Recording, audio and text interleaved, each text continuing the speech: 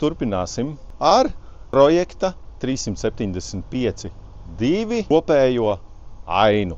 Kas mums šeit ir? Daudz un dažādi sakret materiāli, kas ir ietonēti ar 375.2 pigmentu. Tagad es pastāstīšu, kas tad ir jāņem vērā un kādas nianses ir būtiskas. Mēs plānojam strādāt vai strādājam ar minerālām javām, kuras tiek ietonētas ar minerāliem pigmentiem. Pirmais etaps. Projekts nesākās tikai ar materiālu ietonēšanu un uzvilkšanu.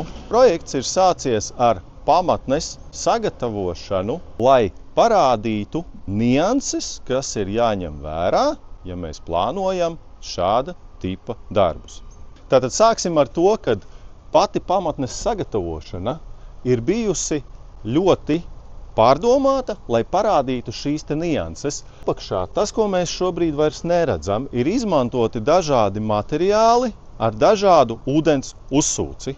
Pēc tam virsma ir pārvilkta ar armēšanas javu, kur mēs varam novērot vizuālas toņu atšķirības, veidojās tajā brīdī, ja minerāla java žūst un cietē pie dažādiem apstākļiem. Tas ir mitrums, gaisa mitrums, šajā gadījumā vairāk virsmas mitruma uzsūktspēja.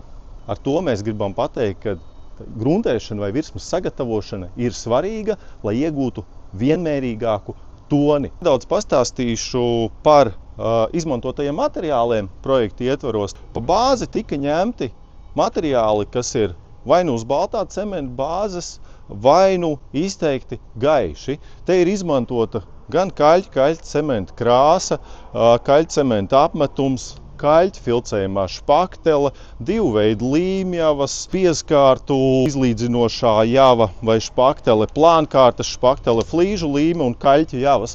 Apakšējā līnijā ir uzvilkts tas materiāls, kura toņkarte ir arī parādīta uz šo pigmentu bāzes. Tātad šis ir tas etalons, kas ir 375.2 pigments un dekoratīvais apmetums, kurš ar to ietonēts.